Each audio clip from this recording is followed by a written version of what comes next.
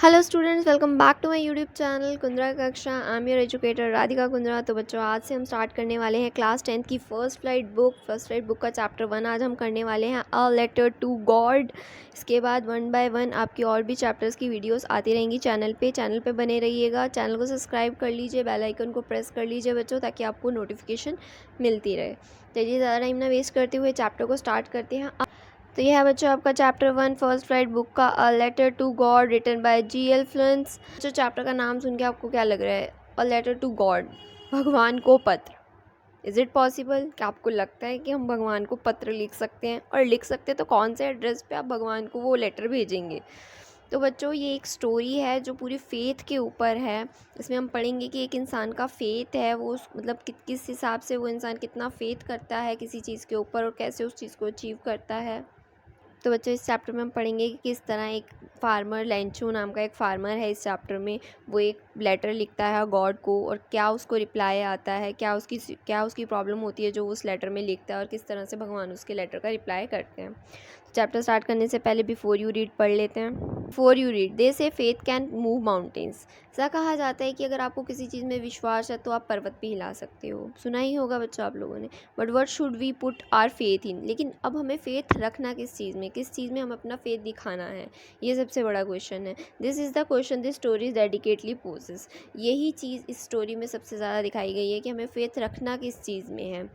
Lencho is a farmer who write a letter to a god when his crops are ruined, asking for 100 peso. Does Lencho letters reach God? Does God send him the money? Think what your answers to be this question would be and guess how the story continue before you read.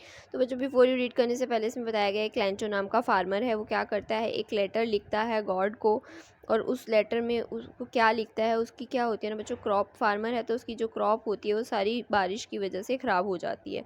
तो वो 100 पीसों की demand करता है God से। तो अब इस story में हम पढ़ेंगे कि क्या उसका लेटर गॉड के पास पहुंचता है, क्या उसको वो पैसे मिल पाते हैं। तो इन सारे क्वेश्चंस का आंसर हमें स्टोरी में मिलने वाला है। चलिए स्टार्ट करते हैं। The house, the only one in the entire valley, set on the crest of the low hill. बोले कि एक घर जो पूरी उस इंटायर वैली में कहाँ पे स्थित था? लो हिल के क्रेस्ट पे। क्रेस्ट मतलब टॉप ऑफ द हिल, जो सबसे छोटी घाटी थी, जो सबसे छोटी हिल थी, उसके टॉप पे वो उनका घर स्थित था। किसका घर? फार्मर लेंचो का घर। ठीक है। From this height one could see the river and the field of ripe corn dotted with the flowers that always promise a good harvest. इस हाइट से कोई भी रिवर्स को, वहाँ के कॉर्न फील्ड्स को जो कि हमेशा फ्लावर से भरे रहते थे, उनको देख सकता था, और वो ऐसी फील्ड जो हमेशा प्रॉमिस करती थी अच्छे हार्वेस्ट का। The only thing the earth needed was a downpour और एटलीस्ट अ शावर। उस फील्ड के लिए इस टाइम पे सिर्फ और सिर्फ क्या चीज़ चाहिए थी? एक शावर या एक डाउनपोर, मतलब कि रेन की ज़रूरत थी ताकि वहाँ पे अच्छा हार्वेस्ट हो सके। Throughout the morning, Lancho, who knew this field intimately, had done nothing else but see the sky towards the northeast. पूरे दिन सुबह से लेकर जो लेंचो है अपना फार्मर, वो अपनी फील्ड पे खड़ा है, और वो क्या कर रहा है, उसको पता है कि मेरी फील्ड को सिर्फ और सिर्फ रेन की ज़रूरत है। तो वो नॉर्थ ईस्ट के स्काई की तरफ देख रहा है कि थोड़ी बारिश हो तो मेरी फील्ड जो है ग्रो कर सके। Now we are going to get some water, woman. The woman who was preparing supper replied, Yes, God willing. देखो, अब लेंचो क्या बोलता है वुमेन को? वुमेन कौन है यहाँ पे? वो लेंचो की वाइफ है। लेंचो की वाइफ को क्या बोलता है कि हमें सिर्फ अब थोड़े से पानी की ज़रूरत है। तो अब वुमेन आगे से क्या बोलती है? Women who has preparing supper replied, yes God willing. ये वुमेन कौन है? लेंचो की वाइफ, जो कि घर पे खाना बना रही है। वो लेंचो के इस बात पे आंसर करती है कि येस, अगर भगवान चाहेंगे तो ज़रूर बारिश होगी। The older boy were working in the field. जो उसके बड़े बच्चे हैं लेंचो के, वो फील्ड में काम कर रहे हैं। While the smaller one were playing near the house until the women called to them all. लेकिन जो छोटे बच्चे हैं वो घर के आसपास खेल रहे हैं जब तक उनको उनकी माँ ने नहीं बुलाया। वुमेन कौन? बच्चों की माँ, लेंचो की wife. Come for the dinner. अब बच्चों की माँ ने उन्हें अंदर बुला लिया कि डिनर के लिए अंदर आ जाओ। It was during the meal that just as Lencho had predicted big drop of rain begins to fall. अब ये जब खाना खा ही रहे होते हैं उसी टाइम पे जैसा लेंचो ने प्रिडिक्ट किया था कि बारिश हो जाए, उसी टाइम पे बिग ड्रॉप ऑफ रेन्स आने शुरू हो जाते हैं। In the north east huge mountain of the cloud been seen approaching. अब नॉर्थ ईस्ट पे उसे बहुत माउंटेन्स पे बड़े बड़े क्लाउड दिखने शुरू हो जाते हैं। The air was fresh and sweat. जो एयर होती है वहाँ की बहुत ज़्यादा फ्रेश और स्वीट होती है। The man went out for no reason then to have a pleasure of feeling the rain on his body. अब लेंचो क्या करता है, घर से बाहर आ जाता है। किस चीज़ के लिए बाहर आता है? उस रेन की प्लेजर को फील करने के लिए अपनी बॉडी के ऊपर वो बाहर आ जाता है। And when he return he exclaimed. जब वो वापस जाता है तो वो बहुत जो खुशी से ये बताता है, they are not rain drop falling from the sky. बोलता है कि सिर्फ बारिश की बूंदें नहीं हैं जो स्काई से गिर रही हैं, they are new coins, the big one are 10 cent pieces and the little one are 5। बोलते हैं कि जो ये ऊपर से बारिश की बूंदें गिर रही हैं ये सिर्फ पानी की बूंदें नहीं है, ये हमारे लिए नए कॉइन्स हैं, मतलब पैसे की तरह हैं। जो बड़े बिग ड्रॉप्स हैं वो किसके इक्वल है? 10 सेंट के। जो छोटी छोटी बूंदे हैं वो 5 सेंट की। With a satisfying expression he regard the field of ripe corn with its flower draped into a curtain of rain. अब वो इतने सेटिस्फाई एक्सप्रेशन से वो देख रहा होता है किस तरह से उसकी जो कॉर्न्स पे फ्लावर्स होते हैं बहुत प्यारे प्यारे लगने लग जाते हैं उसे एकदम से। But suddenly a strong wind begin to blow and along with the rain very high large hailstone begins to fall. अब क्या होता है, एक सडनली इतनी ज़ोर से हवा चलती है कि जो वो बारिश होती है वो हेल स्टोन में कन्वर्ट हो जाती है। हेल स्टोन होते हैं बच्चों आपके ओले, ओले पड़ने शुरू हो जाते हैं। अब that these truly did resemble new silver coins. The boy exposes themselves to the rain out to collect this frozen pearls. अब जो छोटे बच्चे थे उसके, वो बाहर आके इन रेन ड्रॉप्स, मतलब जो हेल स्टोन्स गिर रहे हैं, मतलब आपके ओले गिर रहे हैं, उनको इकट्ठा करना शुरू कर देते हैं। It is really getting bad now. लेकिन एकदम से उस इंसान को, लेंचो को बहुत बुरा लगने लग जाता है। I hope it pass quickly. वो कहता है कि जल्दी से जल्दी मैं चाहता हूँ ये विंड चली जाए, ये ओले चले जाएं, वरना हमारी सारी की सारी क्रॉप खराब हो जाएगी। It did not pass quickly. लेकिन वो हेल स्टोन जल्दी नहीं जाते हैं। For an hour the hell rained on the house, the garden, the hill side and the cornfield, on the hall valley. अब क्या होता है, वो जो हिल स्टोन होते हैं वो जाते नहीं हैं, वो पूरे 1 घंटे तक घर पे, गार्डन पे, हिल साइड पे, कॉर्नफील्ड पे, सारी जगह इस तरह से फैल जाते हैं। मतलब पूरी तरह वहाँ पे हिल स्टोन, मतलब बारिश चलती रहती है, कॉन्टिन्यूस ओले गिरते रहते हैं 1 घंटे तक। The field was white. अब उसकी फील्ड जो येलो दिखनी चाहिए थी वो पूरी की पूरी वाइट दिखने लग जाती है। As it covered with field, जैसे कि उसे नमक से कवर कर दिया हो। Now not a leaf remained on the tree. एक भी पत्ता ट्री के ऊपर नहीं बचता है। The corn was totally destroy. जो भी उसकी मकई की पूरी खेती होती है वो पूरी की पूरी डिस्ट्रॉय हो जाती है। The flower were gone from the plants. जो प्लांट्स के ऊपर फ्लावर्स थे वो भी चले जाते हैं। Lencho soul was filled with sadness. अब लेंचो बहुत उदासी से भर जाता है। When the storm had passed, he stood in the middle of the field and said to his son। अब जैसे ही ये हेल स्टॉर्म चला जाता है तो अपनी क्रॉप के, अपनी फील्ड के मिडल में खड़े होकर अपने बच्चों को बोलता है, a plague of locusts would have left more than this. बोलता है कि अगर एक प्लेग, जो अपना कीड़ा होता है, वो भी अगर मेरी क्रॉप को लग जाता तब भी इससे ज़्यादा मेरी क्रॉप बच जाती, लेकिन इस हेल स्टॉर्म ने, the hail has left nothing, hail ने मेरी फील्ड में कुछ भी नहीं छोड़ा है। This year we have no corn. हमारे पास इस ईयर बिल्कुल भी मकई बची नहीं है।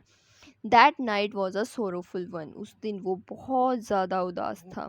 All our work for nothing. मतलब उसने जितना भी काम करा, उसने बोला वो कुछ काम नहीं आने वाला है। There were no one who can help us. हमारी कोई भी मदद नहीं करेगा। We all go hungry this year. इस साल हमें भूखे मरना पड़ेगा। ठीक है बच्चों, यहाँ तक अगर स्टोरी में कोई भी डाउट हो कमेंट करके अभी पूछ लीजिए। अब ये जो क्वेश्चन आंसर है इसके लिए एक सेपरेट वीडियो आएगी, उसमें हम ये क्वेश्चन आंसर भी कवर करेंगे। चलिए आगे देखते हैं।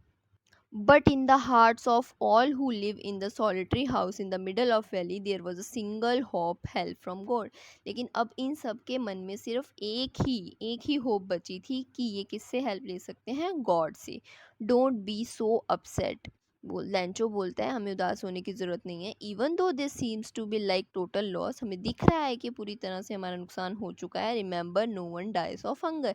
कोई भी भूखा नहीं मरता है, ये बात हमेशा याद रखना। That's what they say, no one die of hunger.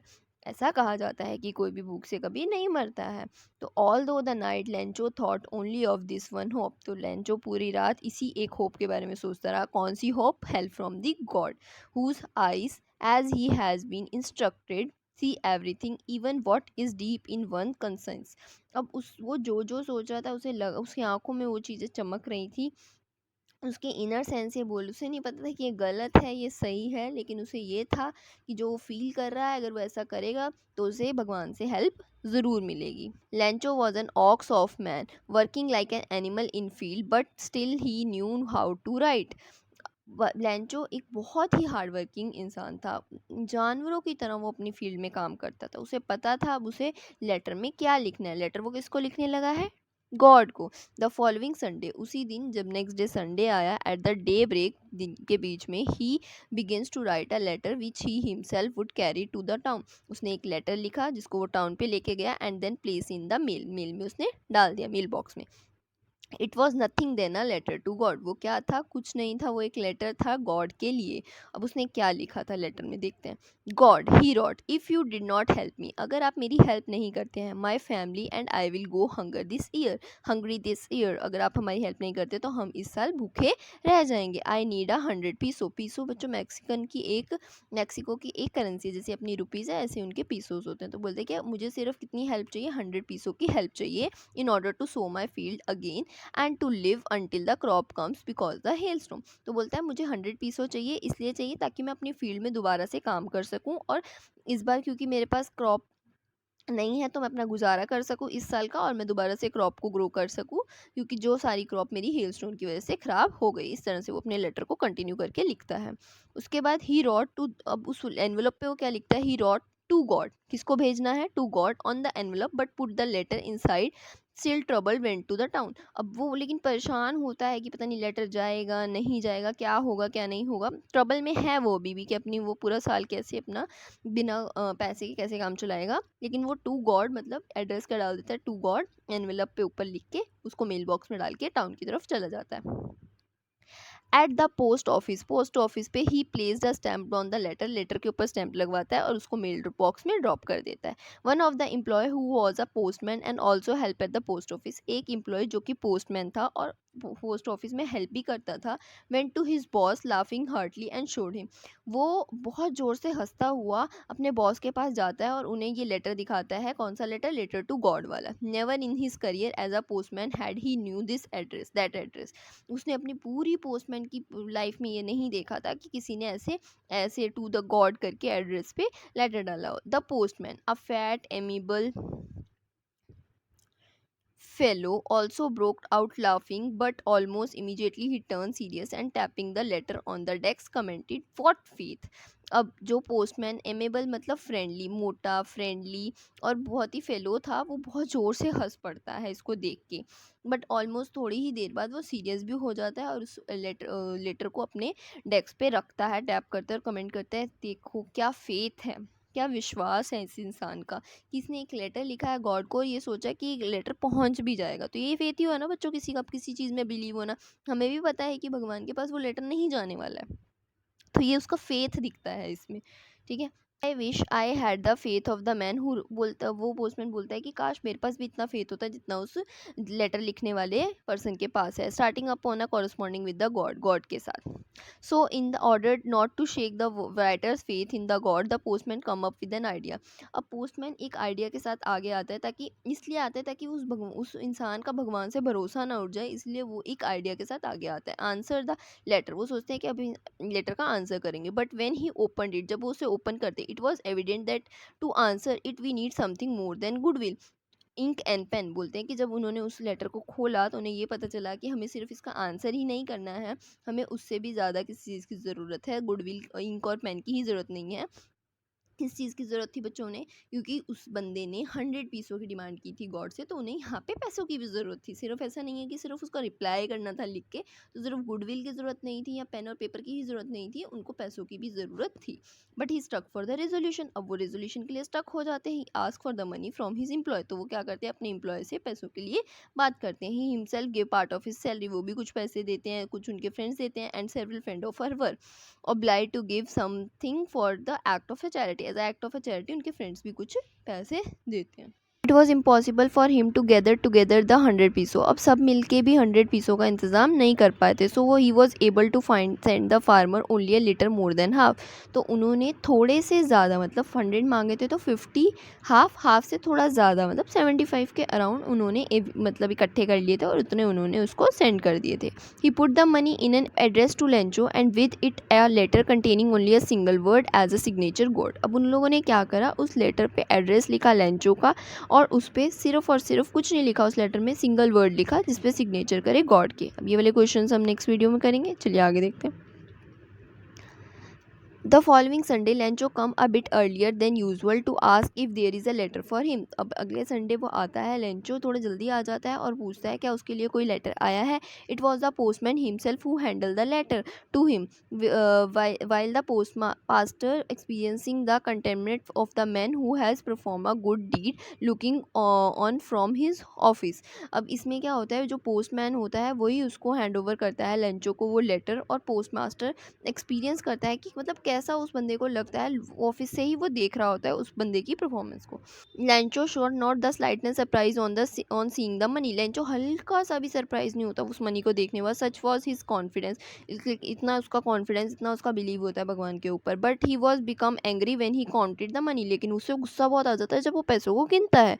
God could not have made the mistake. वो कहता है कि भगवान तो ऐसी गलती नहीं कर सकते। Nor could he have denied Lencho what he had requested. ना ही वो लेंचो की, जो लेंचो ने बात करी थी, रिक्वेस्ट करी थी, उसको डिनाई कर सकते हैं। कौन सी बात, 100 पीसों वाली बात। Immediately Lencho went up to the window to ask for paper and ink. अब इमीडिएटली लेंचो क्या करता है, ऊपर जाता है विंडो पे, और वहाँ इमीडिएटली लेंचो क्या करता है, विंडो पे जाता है, पेपर और इंक की डिमांड करता है और एक लेटर लिखना शुरू करता है। On the public writing table he started to write. वो लिखना शुरू करता है with much wrinkling on his eyebrow caused by the effort he had made to express his idea। बहुत ज़्यादा उसको गुस्सा चढ़ा होता है, उसके आईब्रोज पे साफ दिख रहा होता है। उसी तरह से वो लिखना शुरू करता है, अपने आइडिया को एक्सप्रेस करना शुरू करता है। क्या आइडिया, उसको गुस्सा होता है कि उसने 100 मांगे थे और उसको कम पैसे क्यों मिले। When he finish he went to the window to buy a stamp which he licked and then affixed to the envelope with a blow of his fist. अब क्या करता है, वहाँ पे वो जाता है विंडो के पास, वहाँ से उनसे वो स्टैम्प लेता है, उसको फिर वहाँ पे उस पर लेटर पे चिपका देता है और अपने फिस्ट के मुक्के से मार के उसको उसके ऊपर चिपका देता है। The moment of the letter fell into the mail box of the post master went to open it. अब जिसी मोमेंट पे वो मेल बॉक्स में उसको डालता है और पोस्ट मास्टर उसको खोलता है, उसमें क्या लिखा होता है, जैसे god of the money that I ask for only 70 pesos reach to me. बोलता है गॉड जितने पैसे मैंने मांगे थे उसमें से सिर्फ 70 पीसों मुझे मिले हैं। सेंड मी द रेस्ट, बाकी के भी मुझे भेज दिए, since I need it very much, क्योंकि मुझे उसकी बहुत ज़रूरत है। But do not send it to me through the mail because the post office employees are bunch of crook. बोलता है कि लेकिन इस बार आप मुझे मेल के थ्रू मत भेजिए, क्योंकि पोस्ट ऑफिस के जो एम्प्लॉयज़ है बहुत ज़्यादा ही ख़राब है, क्रूक है, बहुत ही चोर इंसान है, ऐसा लेंचो बोलता है। क्यों बोलता है, क्योंकि उसे 100 पीसों नहीं मिले होते, उसे 70 पीसों मिले होते, तो उसे लगता है कि बाकी के पैसे किसने निकाले, एम्प्लॉयज़ ने निकाल लिए। तो इसी के साथ स्टोरी ख़त्म होती है। तो इस चीज़ से हमें समझ आता है कि एक इंसान का किसी चीज़ में फ़ेथ कितना हो सकता है। उसका ये बिलीव ही था कि उसने एक लेटर लिखा गॉड को, और उसे भी पता था, मतलब कहीं ना कहीं उसे भी पता ही होगा कि गॉड का रिप्लाई नहीं आएगा, लेकिन फिर भी देखो उसका इतना फेथ कि 70 पीसों मिलने के बाद भी वो ये डिमांड करते हैं कि मुझे 100 मैंने आपको बोले थे, आप ऐसा तो मेरे साथ कर ही नहीं सकते हो, आप कम तो मुझे भेज ही नहीं सकते हो। तो जो भगवान इंसान का बिलीव ही है, फेथ ही है, जिस चीज़ में भी हम रखते हैं, कि किसी ना किसी तरह भगवान ने उसकी हेल्प करी थ्रू किसी पर्सन, ठीक है। लेकिन फिर भी लेंचो ने देखो लास्ट में क्या करा, क्रूक क्रूक बोला उन लोगों को। अब देखो दोबारा लेटर खोलेंगे तो उनको कैसा लगेगा, एक तो हमने इस बंदे की हेल्प करी और ये हमें ही क्रूक बोल रहा है। तो अब आपको लगता है कि आप वो उसकी हेल्प करेंगे, बिल्कुल नहीं। तो बच्चों ये स्टोरी आपकी यहीं ख़त्म होती है। हम मिलेंगे अब नेक्स्ट वीडियो में, जिसमें हम इसके क्वेश्चन आंसर को डिस्कस करेंगे। उसके बाद नेक्स्ट वीडियो ऐसे ही आती रहेंगी। तो चैनल, अगर आपको मेरी एक्सप्लेनेशन समझ आई हो तो वीडियो को लाइक कीजिए, दोस्तों के साथ शेयर कीजिए, चैनल को सब्सक्राइब कर लीजिए, ताकि आने वाले टाइम में आपको नोटिफिकेशन मिलती रहे। बेल आइकन को भी प्रेस कर लीजिए। आज के लिए बच्चों बस इतना ही। Thanks for watching my video. चलिए चलते हैं।